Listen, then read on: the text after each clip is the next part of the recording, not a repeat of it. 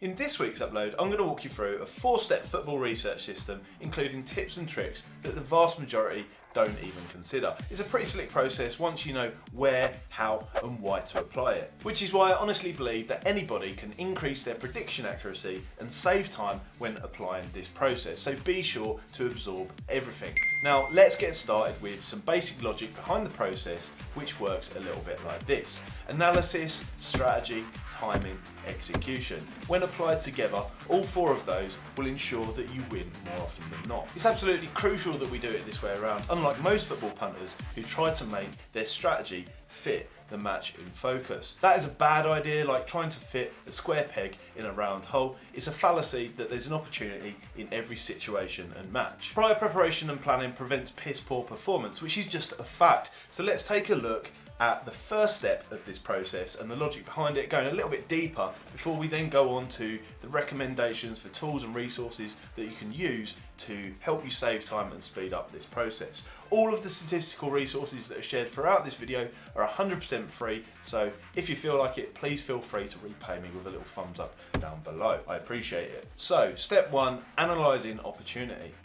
Now this step of the process is the most important by far. It's also one of the most unloved, unfortunately, but the reason for it is twofold. First of all, uncertainty. We don't know where the opportunity is when first approaching the day's opportunities, and secondly, there's just so many of them. Over the space of a week, there's a huge amount of variety available to us, and we need to sort the wheat from the chaff as fast as possible so we can focus on those profitable situations that we're here to exploit. So dedicate a little bit of extra time to this step and the rest will be a lot easier. Thinking of that famous quote saying something like, I've had 6 hours to chop down a tree, then I spend the first 4 sharpening my axe. That's exactly what we're trying to do in this process. We're trying to find ourselves a nice little slither of value in the prices where there's likely to be deviation, opportunities to exploit, which we'll go into more in just a second, and then over the long term we know we'll come out on top. Much like Tony Bloom's Syndicate Star Lizard, as mentioned in a previous video here on the channel. So we're zooming in on the opportunity first before we even think about strategy. So ask yourself a few simple questions when looking at the day's matches. First of all, where are the likely shocks, breaks, upsets, in team news, the lineups that are going to be released? Are they going to be different to expected? What is the expected likely to be? Once you know what the expected is, then you can actually act on something a lot quicker when there's a deviation from that, giving us a little bit of value and opportunity, as I say there. So in order to find these behavioural biases in pricing and the expectations in line with those biases, there's 3 different resources here that I want to recommend to do your pre-match and even in-match analysis. The first one's most useful for first half goals, second half goals, scored both halves, both teams to score, and that is Footy Stats. You can find that on a link in the description down below. The second one, which again, more pre-match analysis, is Soccer Stats. Gives you league tables, goals every 15 minutes, and some additional pre-match analysis that you don't get in many other places. Although the third one is the most important by far, which is Infogol, because it has much of this information these previous ones have, with additional information for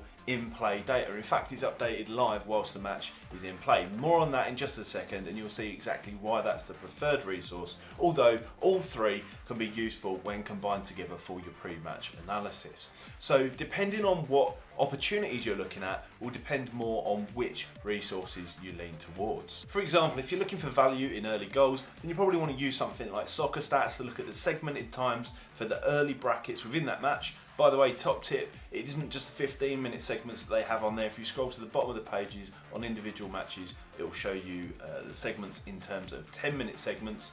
And then also working that in conjunction with something like the average goal times on Infogol, and then monitoring what happens at the start of the match in line with the real world data via Infogol as it's updated. By having a solid idea on the expected behaviour on pitch in line with previous data, it makes it far easier to have that structured plan and have the right strategy in place, be ready, or very reactional and react to the value that's on offer to us for that short period of time, as explained in the next section, which is step 2, selecting the strategy, which is essentially the best tool for the job. So the problem here is getting the best possible returns for the lowest possible risk, and in some instances where it's available, no risk at all. So as I alluded to in the previous point there, anticipation is really powerful here. This is a time where we can take advantage of step one once we've got that information laid out clearly, and that's why it's important we work more on step one than the other subsequent steps, looking for the best way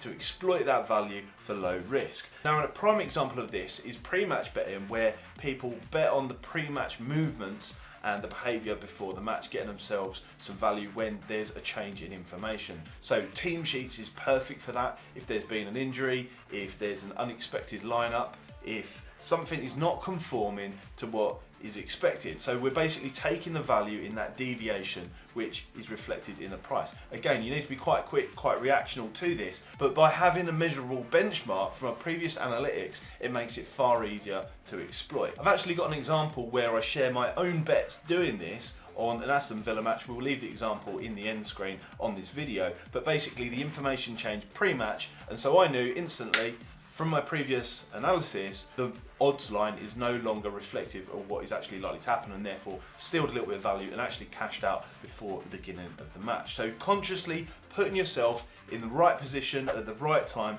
to use the right strategy and do the right thing is extremely powerful, but you can only really do that if you've done step one properly. This also applies to in-play biases with in-play betting too. So for example, if you expect a match to start off very slowly, there to be no goals, for the dominant favourable team to be dominating the match, and suddenly within the first 5 minutes the outsiders score, you've been handed a distinct bias in the marketplace there where you can take some more value. It's also likely that you can ride the betting sentiment in a favourable direction as odds correct, but that's a little bit more complex. We'll leave that for other videos. This is obviously not a strategy video. Another example might also be laying the draw. So you'll know from looking at your pre-match analysis, is it likely that there's going to be a half-time 0-0 scoreline, but the match needs to end with a goal, in which case it could be a match where you want to lay the draw half-time, get some value, knowing that there's going to be a goal either way, with a bit of chaotic play in the second half that happens so often, but without even needing to know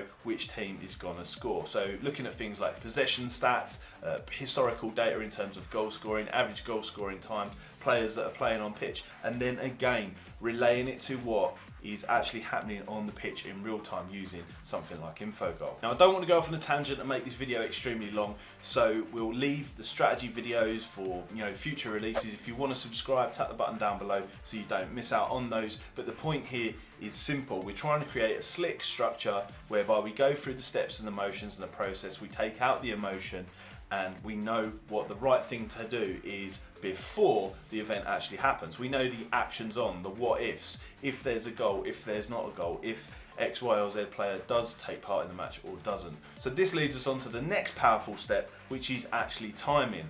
Much like I've alluded to there, being in the right time at the right place is a massive thing in the world of betting, and many people make millions of pounds each and every single year from that. You may have seen the series on the BBC about courtsiders. Again, that's a prime example of people being ahead of delays in the right time, the right place, and so they can exploit that margin of value that I previously spoke about. Although the biggest problem for punters here is being decisive and confident in their own actions. But when you've got that plan mapped out in front of you beforehand, you've got the analytical data, you know where things should be, you know which strategy is going to fit to exploit the situation for lower risk, and then it happens in front of you, it makes life so much easier to be decisive, do the right thing, and not to be erratic and make those foolish mistakes, or even at worst go on the chase. So what we're doing here really is we're structuring discipline, but timing is the third step where you just pull the trigger. When is the average goal time? What actually happens on pitch might not happen as we expect it to,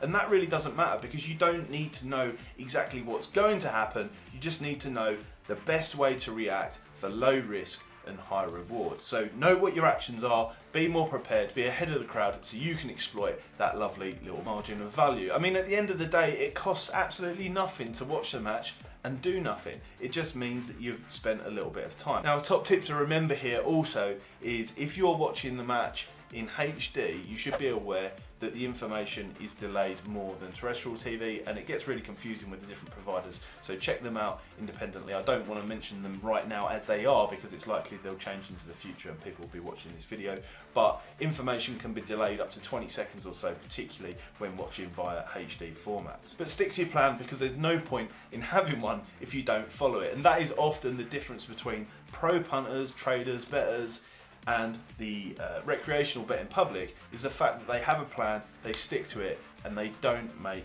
various mistakes. So leading on to step 4, which is the icing on the cake, so the cherry on top really, which is clean execution. So this step won't necessarily help you improve your predictions accuracy, although it will leave you far better off financially, because this is an issue that is rarely talked about by the general betting public. People like to talk about their winners, but they don't talk about their losers, although the biggest issue when it comes to successful trading or betting on football is actually minimising your losses and mitigating your risk, because going on the chase, making emotional mistakes, erratic responses, clicking and deviating away from the plan completely undermines all the good work that we've put in previously in the previous 3 steps of this process. But there's more to this than just the emotional side. Yes, it will help you control your emotional reactions, erratic responses, it will allow you to be more decisive and execute clearly, but you need to understand the betting markets and how they function and operate. Now,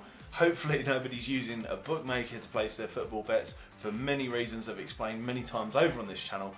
But a prime example on the exchanges would be good execution is being in the right place at the right time first. For example, after a goal suspension, the market goes suspended, the market is then released from suspension, being one of those first players into the market at an opportune price when there is no money below you in the betting queues at the different decimal prices means that you will get your bets matched first, which alone can be an example in terms of execution. So just think about that for a second, because it's all part of knowing your actions ons and reaction to various situations. Now, taking the emotion out of what you're doing is absolutely crucial, highlighted by, even Tony Bloom's nickname, the Lizard, because he's so cold-blooded, making calculated decisions instead of emotional ones. So a final bonus step on top of all of this is to remove yourself from the process afterwards, take a look at what happened, create a feedback loop, and then improve. Which I know what you're thinking, great, more work. But at the end of the day, allowing yourself to refine that process, knowing yourself and how you fit in that process with the right analytics, the right execution, the right timing, and the right strategy is the only way to consistently improve and measure the success that you've already had and that you will inevitably have into the future. Thanks for watching. If you found this video useful, please check out this video here in the end screen. I've already mentioned it with Aston Villa, where I bet on Aston Villa's price movement before the start of the match when there was changing information.